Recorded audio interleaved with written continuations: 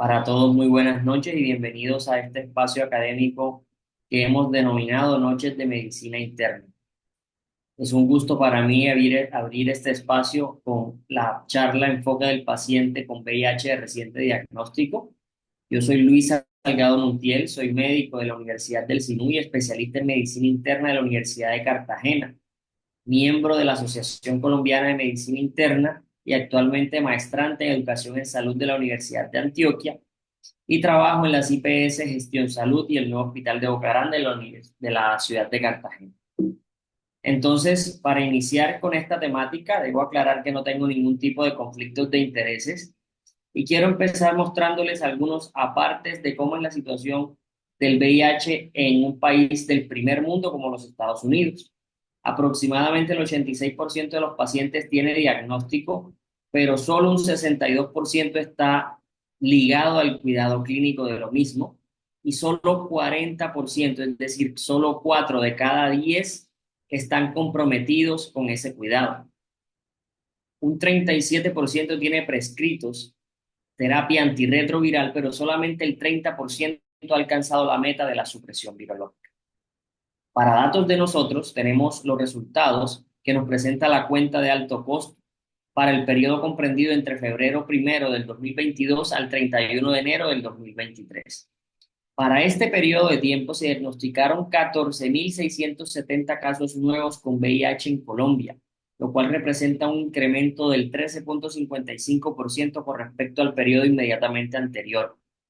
De todos estos casos, casi el 60% eran personas que estaban afiliadas al régimen contributivo, con una mediana de edad de 30 años en los hombres y de 34 en las mujeres, siendo la mayoría de estos pacientes habitantes de los departamentos de Antioquia, Valle del Cauca y de la ciudad de Bogotá. El 62% de estos pacientes pertenecían a uno o más grupos de poblaciones clave para VIH, como son los hombres que tienen sexo con hombres, seguidos de aquellos consumidores de sustancias psicoactivas distintas a los inyectables. Las pruebas presuntivas de VIH en su mayoría se habían realizado ante cuadros clínicos sospechosos y en menor medida ante la solicitud voluntaria del paciente. Y por lejos el mecanismo principal de transmisión sigue siendo el mecanismo sexual, con una mediana de tiempo entre el diagnóstico y el inicio de la terapia antirretroviral de 32 días, un dato muy importante que más adelante vamos a ver. Y también muy importante saber que uno de cada 3 pacientes que fue diagnosticado en este periodo ya cumplía criterios de SIDA. Y acá vemos cómo ha sido el comportamiento de los casos incidentes y la tendencia de los mismos en la última década en nuestro país, con un aumento claro de pasar de poco más de 5.000 casos a casi triplicarse en el periodo del 2023. Y esta es la representación de la pirámide poblacional de personas incidentes que viven con el VIH en Colombia, donde vemos un claro predominio del sexo masculino en edades jóvenes que se sitúan entre los 19 y los 35 años de edad, viendo que esta es la población aparentemente más susceptible de diagnosticarse con la enfermedad. Entonces, para el desarrollo de este esquema, les he traído la siguiente viñeta clínica. Es una mujer de 35 años de edad, de profesión abogada, divorciada, sin hijos, a quien su ex esposo le cuenta que ha dado positivo para VIH. Esta mujer, muy preocupada, acude a una consulta con medicina general, pero ella se encuentra totalmente asintomática, pero muy asustada. Este médico de atención le ordena un ELISA de tercera generación para VIH, el cual es positivo, y con este resultado la deriva al internista. Entonces, aquí viene la pregunta: ¿qué hará usted, doctor, con esta paciente y con este resultado? ¿Qué le dirá? ¿Cuál es el paso a seguir?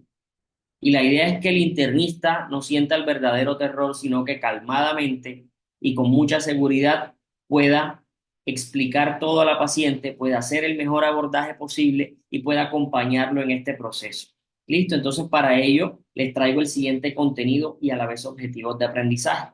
En primera instancia confirmaremos el diagnóstico, estableceremos el grado de inmunosupresión y evaluaremos la presencia de coinfecciones y entidades no infecciosas importantes en la paciente para poder definir más adelante el tratamiento antirretroviral, hacer prevención con la vacunación y brindar un manejo integral. Entonces, en primera instancia, tenemos la confirmación del diagnóstico. Y en el paciente con diagnóstico reciente de VIH tendremos varios escenarios a considerar: que sea diagnosticado por la presencia de síntomas durante un síndrome retroviral agudo, que sea en el seguimiento a un contacto de riesgo, como sería este caso, o una prueba de tamización positiva en donaciones de sangre, en programas masivos de detección, o lo que no queremos encontrar es la presentación con una infección oportunista o complicación del VIH, que como lo vimos es uno de cada tres pacientes. Y para hablar de diagnóstico tenemos que recordar este gráfico que nos muestra cómo es el comportamiento de los distintas componentes antigénicos y anticuerpos contra el VIH que se van desarrollando y los tiempos en los cuales cada uno aparecerá, siendo lo más precoz en la detección el RNA del VIH a manera de carga viral, y más seguido de ella los anticuerpos anti-VIH acompañados del antígeno P24 y más tardíamente netamente los anticuerpos neutralizantes. Listo, entonces, y aquí tenemos un recuento histórico de los tipos de prueba que hemos tenido disponibles y cuál es el objetivo de detección de los mismos, así como el tiempo aproximado de la positividad. Es así que, por ejemplo, un ELISA de cuarta generación con el que contamos hoy nos detecta anticuerpos IgM e IgG, así como el antígeno P24, con un tiempo aproximado de positividad entre el contagio del paciente y esta ventana de oportunidad en la que la prueba puede ser negativa entre 15 a 20 días, pasando a pruebas como por ejemplo una carga viral de corte ultrasensible que detecta entre 1 a 5 copias por mililitro del virus y detecta, por supuesto, el ARN del mismo con un tiempo aproximado hasta la positividad de solamente 5 días, acortando ostensiblemente esta ventana inmunológica donde los casos de VIH se nos pueden pasar. Entonces, una vez tengamos un inmunoensayo, idealmente de cuarta generación, para VIH-1, VIH-2, que no son específicos, que es positivo, la siguiente paso será realizar un ensayo de inmunodiferenciación de anticuerpos para saber si nos encontramos ante un paciente infectado por VIH-1, el más frecuente, por supuesto, en el mundo y en Colombia, o VIH-2 bastante excepcional, sobre todo predominante en África. Entonces, con una prueba positiva para VIH-1, el paciente tiene anticuerpos detectables y le hacemos el diagnóstico y le confirmamos el diagnóstico de infección por VIH. En el caso de que tengamos una primera prueba positiva con una segunda prueba negativa, estaríamos obligados nosotros a realizar una prueba, una tercera prueba, que en este caso sería una detección de RNA o una carga viral para VIH, que de confirmarse y de estar positiva, haremos el diagnóstico de infección aguda, pero estar negativa, tendremos un paciente que es negativo para VIH y que dependiendo del caso, ameritará un seguimiento adicional al ser un posible contacto de riesgo, por ejemplo. Seguido a ello, debemos realizar una anamnesis dirigida de todos los sistemas partiendo de síntomas generales como pérdida de peso, sudoraciones nocturnas, fiebre, hasta alteraciones cutáneas como rash, úlceras o lesiones, evaluación de la presencia de linfadenopatía en el paciente, cambios visuales, aparición de lesiones o dolor en boca, síntomas de disnea, dolor torácico, síntomas gastrointestinales como por ejemplo la diarrea crónica, síntomas endocrinológicos, neurológicos y neuropsiquiátricos, síntomas genitourinarios, ortopédicos como por ejemplo factores de riesgo para osteopenia, osteoporosis, alteraciones a nivel del área anorrectal, y dentro de todos ellos nos irá dando un contexto de cómo viene este paciente en cuanto a su sintomatología. Esto debe ir acompañado, por supuesto, de un examen físico minucioso y detallado que involucre desde signos vitales y antropometría hasta la constitución del paciente, evaluación de los ojos en busca de datos de complicaciones oculares por el VIH o enfermedades oportunistas, así como una serie de vastas manifestaciones que podemos encontrar en la piel, partiendo de una dermatitis seborreica hasta la presencia de lesiones que puedan ser sugestivas de sarcoma de Kaposi. De igual forma, la evaluación de las cadenas ganglionares con el objetivo de identificar la presencia de linfadenopatía generalizada o localizada, que de acuerdo al caso haremos el estudio pertinente.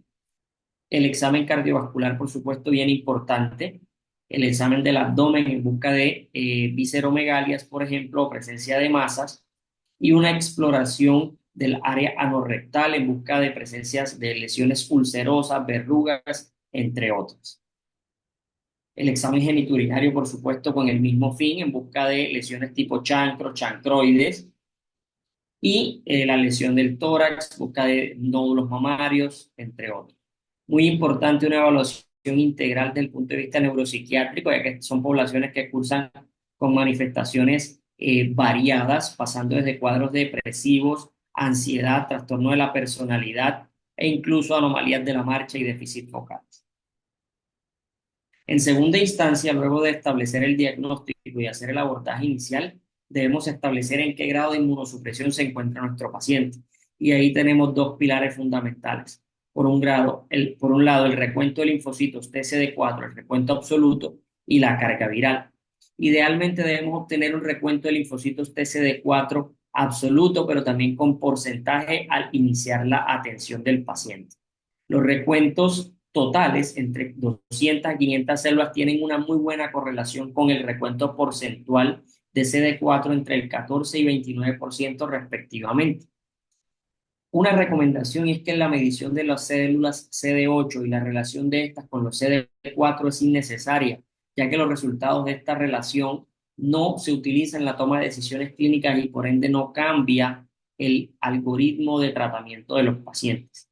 Es importante que obtengamos ambos recuentos, el absoluto de CD4 y el porcentual, ya que, por ejemplo, el recuento absoluto es más susceptible a variaciones ante distintas condiciones clínicas del paciente, mientras que el recuento porcentual lo es menos. De aquí la importancia de obtener el CD4, ya que marcan cambios respecto al pronóstico de los pacientes. En esta cohorte de más de 75.000 pacientes se evaluaron la mortalidad basándose en el recuento de CD4 al inicio, al diagnóstico de los pacientes, evidenciando por supuesto que un recuento de células CD4 más alta al inicio siempre se asoció con una menor incidencia de complicaciones definitorias de SIDA o la muerte. Entonces, entre mejor CD4 tenga el paciente, mejor le va a ir con el tratamiento. Por otro lado, la carga viral también se ha encontrado que una carga viral mucho más elevada al principio, al diagnóstico del paciente, predice los resultados de la misma, por ejemplo, en términos de falla virológica y de mortalidad. Entonces acá vemos que no es lo mismo tener menos de 10.000 copias que más de 100.000, en la cual el incremento de la probabilidad o del riesgo de falla virológica es 2.4 veces mayor comparado con aquellos pacientes que tienen menos de 10.000 de carga viral al momento del diagnóstico. La genotipificación del virus es importante y debería ser realizada a todos los pacientes, sobre todo poblaciones muy específicas, ya que al ser una herramienta diagnóstica costosa, impacta negativamente en el saneamiento económico de diversos sistemas de salud, pero hay situaciones en las que no es negociable. A pesar de que la resistencia genotípica en los pacientes que se infectan previo al tratamiento es de 0.1%, aún en usuarios de profilaxis preexposición, debido a que esta terapia es bastante efectiva para prevenir la transmisión del VIH, son poblaciones en las que sí o sí debemos genotipificar a los virus. Por ejemplo, en este análisis retrospectivo de 3 estudios que evaluaron profilaxis preexposición con casi 700 pacientes, de ellos diagnosticaron infección aguda por VIH en el 77 casos, y de ellos más del 20%, 18 casos, tenían mutaciones que conferían resistencia a los fármacos que habían sido utilizados para la profilaxis preexposición, como por ejemplo tenofovir y emtricitabina. El tercer aspecto a buscar es las coinfecciones y comorbilidades en los pacientes. Entonces hay que identificar factores de riesgo de los mismos, como exposición a agujas, tatuajes, piercings, conductas sexuales de riesgo y que se hayan contagiado mientras utilizaban profilaxis preexposición, lo cual nos habla muy probablemente de un VIH resistente. Entonces, en esta búsqueda debemos evaluar la presencia de coinfección por hepatitis B, para la cual solicitaremos de primera instancia el antígeno de superficie, los anticuerpos contra el COR total y anticuerpos contra el antígeno de superficie. Asimismo, involucraremos a los anticuerpos contra el virus de la hepatitis C y de ser este positivo procederemos en la realización de una carga viral. Igualmente, la realización de anticuerpos totales contra hepatitis A y en caso de estos ser negativos, el paciente requerirá educación y vacunación. Se debe buscar activamente la sífilis mediante prueba treponémica o también el algoritmo convencional y realizar la prueba complementaria en el caso de positividad y tratar. Y si tenemos un paciente con descarga uretral, vaginal o anal, buscaremos infecciones de transmisión sexual mediante funciones como el Taller-Martin, prueba molecular para buscar clamidia o ureaplasma. De igual forma, para la búsqueda de toxoplasma se debe solicitar IgG y en el caso de que el paciente sea negativo hay que educar para evitar contactos de riesgo. No se recomienda solicitar IgM para toxoplasma ya que no tiene utilidad. El criptococo, a pesar de que es debatido, la recomendación hoy por hoy parte de la determinación de antígeno en suero en caso de que estemos ante un paciente con cefalea, déficit visual, déficit neurológico o un recuento de CD4 inferior a 100 células. De igual forma, en el contexto clínico apropiado, la antigenuria para histoplasma, que sería en el paciente febril con síntomas constitucionales, organomegalia, citopenias y con CD4 inferiores a 200 células. La tuberculina debe ser para todos los pacientes y se debe buscar activamente la tuberculosis activa antes de definir un tratamiento para tuberculosis latente. Y en los pacientes en quienes al momento del diagnóstico tenían menos de 200 células y la tuberculina es negativa, una vez recuperen el valor de células por encima de este punto de corte, se debe repetir la tuberculina por la probabilidad de falsos negativos. Igual forma acá caben todo lo que son los IGRA, que también es una herramienta válida y útil en este aspecto. En el caso de síntomas respiratorios, es imperativo la búsqueda de infección, sobre todo por tuberculosis, por lo cual los estudios microbiológicos enfocados a este diagnóstico deben ser realizados. De igual forma, en el caso de diarrea, con la realización de coprológico, coprograma, coprocultivo y coloración para coccidias. Pruebas que no se recomiendan para fines de detección general son las inmunoglobulinas o anticuerpos tipo IgG para herpes simple, citomegalovirus o biomarcadores de inflamación como PCR y BCG. Y muy importante también, todo anidado en un contexto clínico apropiado, como los estudios de imágenes que serán orientados de acuerdo a los síntomas o a los hallazgos clínicos del paciente. El paciente con tos, con disnea, sin evidenciarse diagnóstico en los estudios iniciales, será candidato a una broncoscopia con un lavado broncoalveolar, así como en el caso del paciente con cefalea o síntomas neurológicos, será merecedor de una punción lumbar para análisis de líquido cefalorraquídeo. La presencia de candidiasis oral nos debe hacer buscar candidiasis esofágica y aquí una endoscopia será el método de elección. Igual en el paciente con diarrea crónica también es merecedor de la búsqueda de estudios con biopsia y estudio protocolizado con una colonoscopia. De igual forma en el caso de la adenopatía y los pacientes con pancitopenia y síndrome febril con sospecha, por ejemplo, de un síndrome hemofagocítico, en este caso reactivo, deben ser llevados a realizar biopsia de médula ósea con mielocultivo. Recordando esta pirámide poblacional que les había mencionado anteriormente, quiero hacerles énfasis en esto. Casi el 12% de los casos nuevos de VIH en Colombia en el periodo de tiempo que evaluamos tiene más de 50 años. Entonces no se nos puede olvidar que todos estamos en riesgo de contraer la infección. ¿Y a qué voy con esto? Miren, por ejemplo, este estudio europeo en el cual evaluó a pacientes, más de 23.000 pacientes que se diagnosticaron este periodo de tiempo. Y en ellos la mayoría tenían entre 15 y 49 años y los compararon con aquellos pacientes que tenían más de 50 años al momento del diagnóstico. Casi la mitad de estos pacientes mayores de 50 años habían tenido relaciones sexuales heterosexuales y de ellos, al compararlo con la población más joven, tenían recuentos inferiores de linfocitos TCD4. Casi uno de cada tres pacientes mayores de 50 años tenía menos de 200 células al momento del diagnóstico. Y eso es importante porque el VIH puede coexistir con enfermedades crónicas del adulto y se debe evaluar la presencia de otras entidades que puedan impactar en la calidad de vida de los pacientes, así como también pueden interferir con la formulación o la escogencia de los antirretrovirales.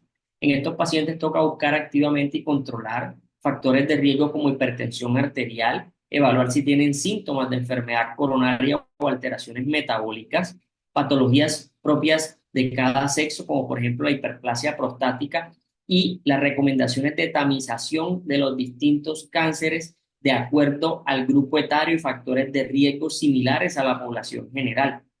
De igual forma, es muy importante que todos estos pacientes reciban una evaluación de su función neurocognitiva al momento del diagnóstico, así como también estos pacientes multicomórbidos sea evaluada la presencia de polifarmacia y determinar si esta es adecuada o no, y de igual forma la determinación de la presencia de fragilidad y dependencia funcional en los pacientes.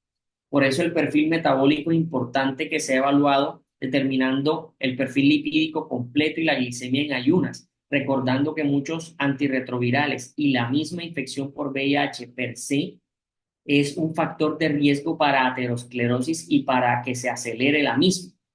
De igual forma, la evaluación de la salud ósea en mujeres posmenopáusicas y hombres con mayores a 50 años o con aquellos con alto riesgo de caídas mediante una densitometría ósea, ya que tenemos que la pérdida de masa ósea puede verse acentuada con el uso de algunos fármacos antirretrovirales, como por ejemplo el tenofovir disoproxil fumarato.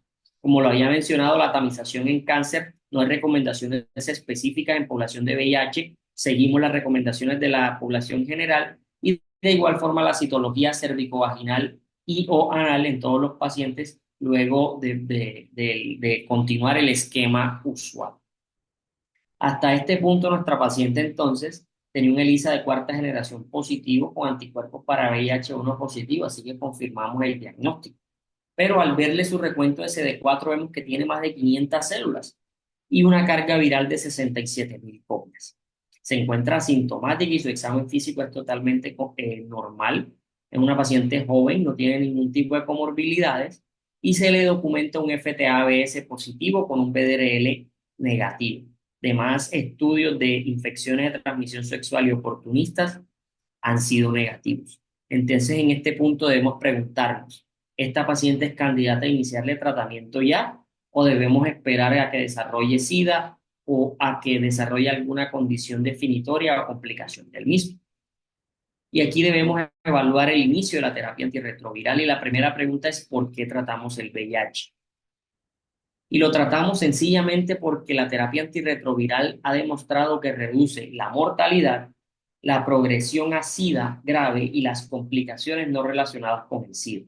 Y acá están las recomendaciones de la guía colombiana, la cual recomienda iniciar el tratamiento antirretroviral en todos los pacientes adolescentes y adultos que reciben diagnóstico de infección por VIH y debe ser lo más pronto posible dentro de las primeras 4 semanas posteriores al diagnóstico.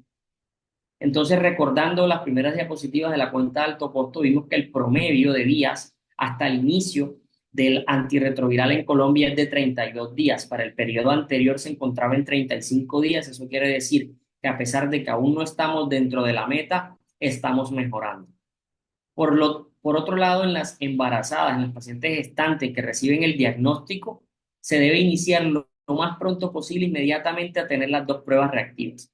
Y en este punto es importante decir que realizar la carga viral, realizar el recuento de CD4, realizar la búsqueda de coinfecciones no es una condición que me excluya si todavía yo no tengo todos esos resultados de iniciar tempranamente el tratamiento al paciente. Mi deber es hacerle la solicitud de la evaluación completa, pero yo estoy facultado y lo dice la guía nuestra y lo dice la guía americana que yo puedo iniciar en este paciente tratamiento antirretroviral y dejar un seguimiento estrecho para en una consulta en pocas semanas estar evaluando todos esos resultados que deben ser analizados con prontitud para definir la necesidad, por ejemplo, de profilaxis para infecciones oportunistas que ya miraremos.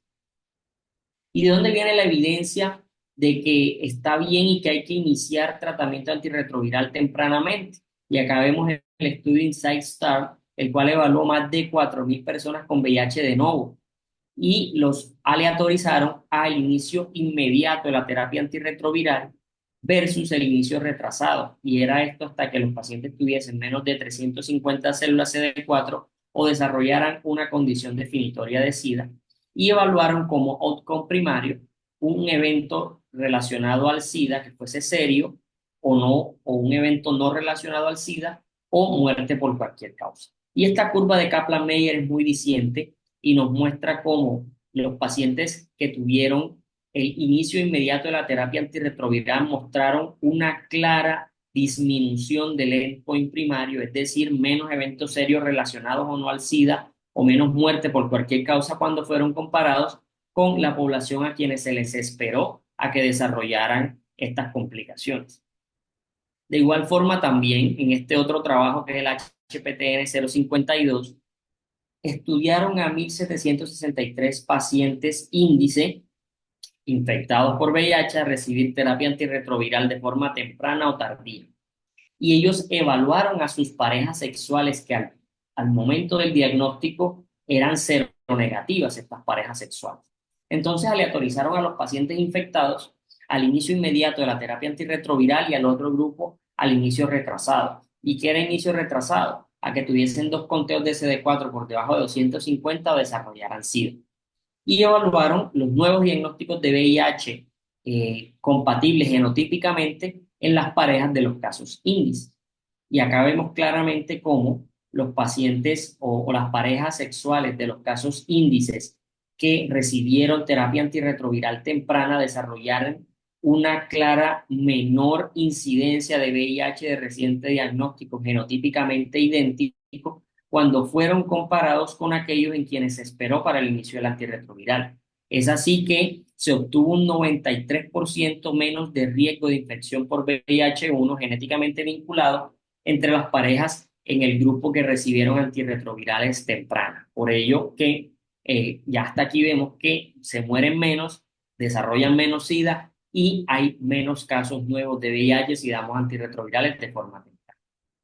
Para poder dar antirretrovirales tenemos que saber que el antirretroviral ideal es aquel que tiene una máxima eficacia virológica, es decir, logra la supresión virológica rápidamente y sostenida. Es excelente desde el punto de vista de su tolerabilidad, no es tóxico a largo plazo, es muy fuerte para la selección de resistencias, es cómodo en su administración, menos dosis, menos comprimidos, pocos requerimientos, pocas interacciones y es accesible y el paciente puede tener un tratamiento constante e ininterrumpido. Lastimosamente el antirretroviral ideal no existe y antes de definir el inicio del mismo, la escogencia del esquema, los médicos deberíamos preguntar siempre sobre todos los medicamentos actuales del paciente, incluidos suplementos dietéticos o herbales, los cuales han demostrado claramente tener interacciones con la terapia antirretroviral. Entonces, la columna vertebral del tratamiento viene desde hace muchos años compuesta por inhibidores nucleósidos de la transcriptasa reversa, que tenemos combinaciones que por lo general vienen fijas, como por ejemplo el tenofovir en sus dos presentaciones, disoproxil fumarato, alafenamida, con la entricitabina, por mencionar algunos, y que podrían ser combinados con otros fármacos de distintos grupos, como por ejemplo los inhibidores de la integrasa, los inhibidores de la proteasa o los inhibidores de la transcriptasa reversa no nucleósidos.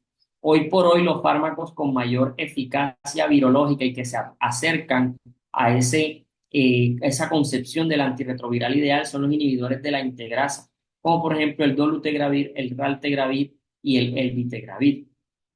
Estas son las recomendaciones de la guía del Ministerio de Salud de Colombia de los regímenes preferidos, los cuales involucran el uso de dolutegravir o tenofovir alafenamida o entricitabina, en su defecto con tenofovir disoproxil fumarato. Y como los regímenes alternativos, por ejemplo, dejan el uso de raltegravir con moléculas como el abacavir y la lamivudina.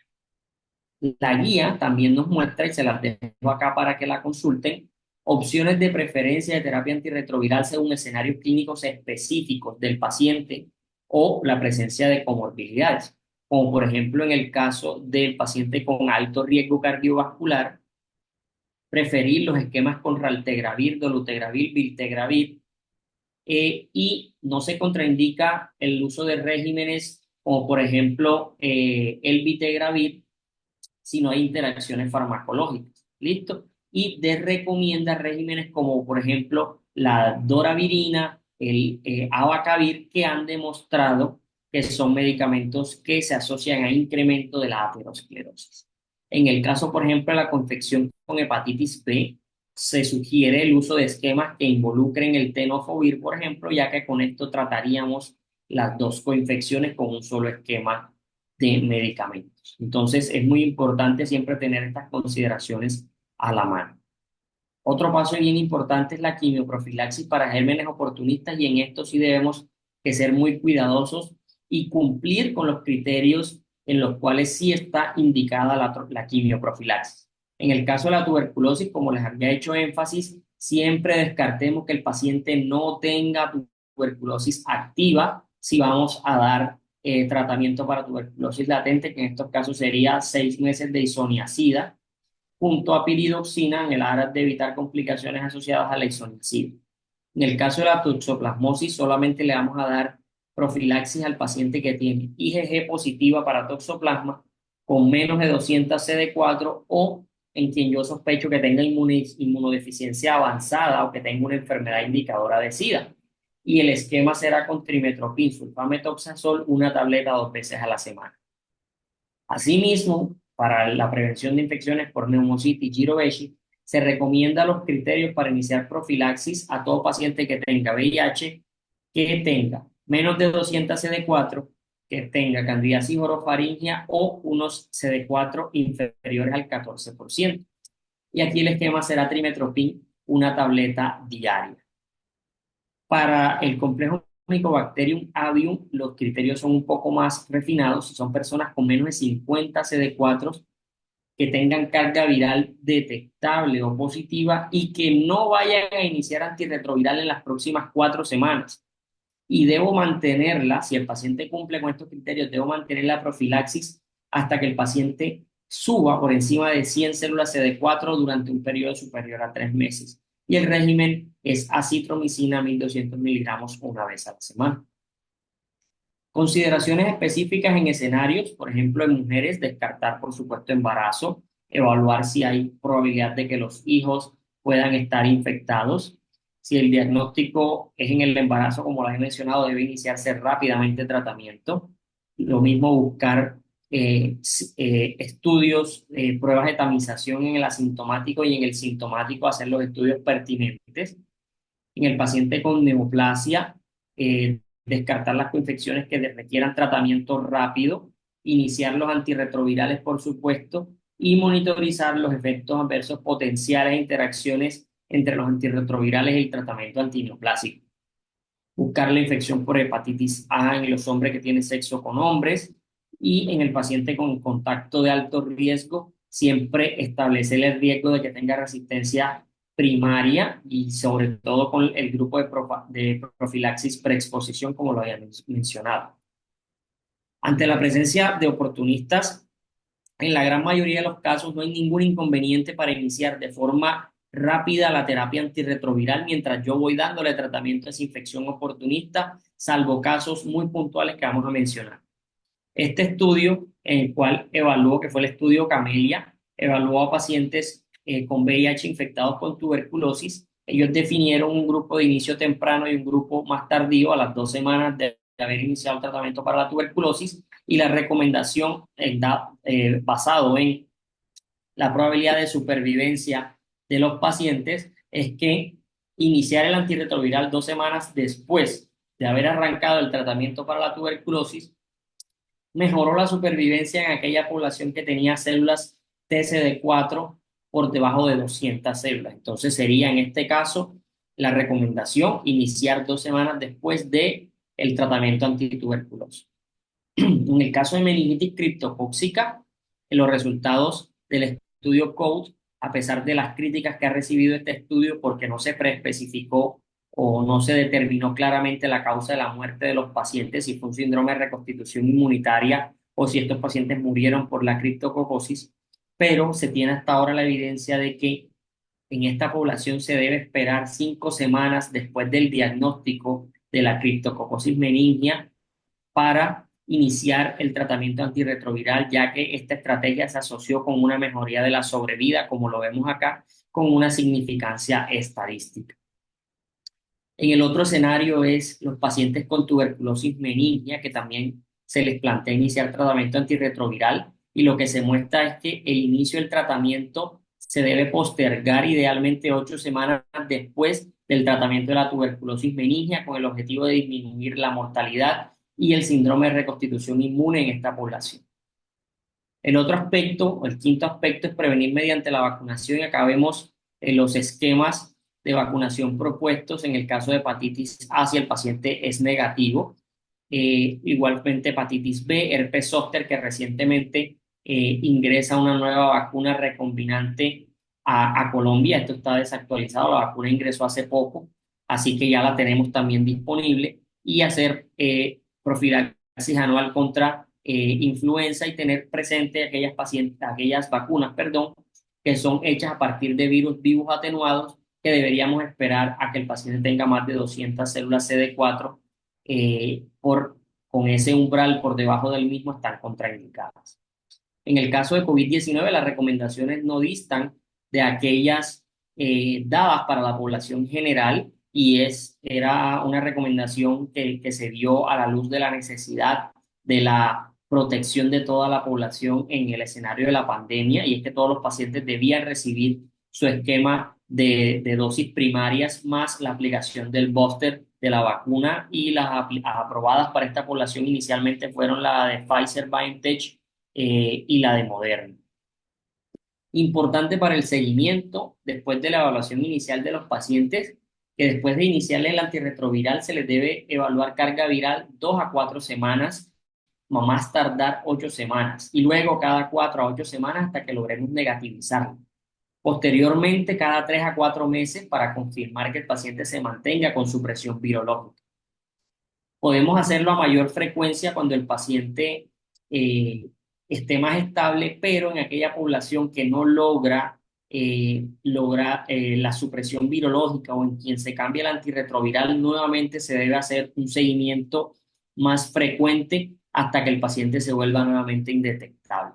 El recuento de CD4 se debe estar evaluando cada 3 a 6 meses los 2 primeros años con el fin de determinar la necesidad de prorrogar la profilaxis contra oportunistas o en el caso de que no se logre suprimir el virus, debemos continuar con la realización de los CD4 cada 3 a 6 meses. Y en el paciente que tiene células entre 300 y 500, podríamos controlarlo una vez al año, a menos de que hayan cambios en su estado clínico. Y si el recuento de células supera las 500 y se mantiene en este periodo, en este nivel por el periodo superior a un año, el control es opcional si este paciente está en supresión virológica. Por último, pero no menos importante, estos pacientes en todas las consultas hay que evaluar si hay consumo de sustancias psicoactivas en cada encuentro. Listo, en cada encuentro con el paciente debemos preguntárselo directamente y de igual forma se debe hacer una tamización mediante herramientas validadas de cuadros depresivos y debe ser por lo menos una vez al año y a necesidad. Estos pacientes además requieren la evaluación por un equipo multidisciplinario que trabaje para ello, que por supuesto va a tener una cabeza visible que ese paciente identifique como su médico tratante, que será un infectólogo o un médico experto, pero también debe recibir acompañamiento por psicología, por trabajo social, por nutrición, por enfermería, para brindar ese cuidado integral y holístico. De igual forma, hay que tratar de vincular a los pacientes a que sean parte de ese cuidado integral y una de las herramientas son la buena comunicación con su médico tratante y que logre llegarle y hablarle de la enfermedad, hablarle de que tiene oportunidad de llevar una vida casi normal y que esto se vuelve una entidad, una enfermedad crónica. De igual forma, son muy útiles las redes de apoyo donde los pacientes se conocen con otras personas infectadas que han logrado sobreponerse a ese duro golpe inicial del momento del diagnóstico y que serán de mucha ayuda y soporte para ellos en el futuro. Les quiero dejar estas conclusiones, más allá de lo científico, van más que todo en lo humano. Que a su paciente recién diagnosticado con infección por VIH siempre haga la asesoría pre y post test cuando le vaya a hacer las pruebas. Utilice con este paciente un lenguaje claro, asertivo y empático. Ayúdelo en este difícil momento que está pasando. y no lo haga verse como un culpable, porque ya el paciente está infectado y lo que tenemos es que ayudar. Maneje prudentemente la información y las discusiones éticas en este campo siguen estando abiertas. Y para este paciente hay que ofrecer todas las garantías de protección y de que va a recibir esa atención multi e interdisciplinaria. El mensaje tan importante también, no es necesario que retrasemos el inicio del antirretroviral hasta tener todos los resultados, como lo había mencionado, y que esto no nos lleve a prolongar injustificadamente la estancia hospitalaria del paciente, esperando resultados que perfectamente pueden ser evaluados en la consulta del programa de VIH de su entidad. A todos ustedes, hagamos bien este trabajo, aprendamos, nutrámonos de la información de que el VIH es una entidad que podemos manejar todos y aquí también debemos promover el orgullo de ser internistas. Muchas gracias por su atención.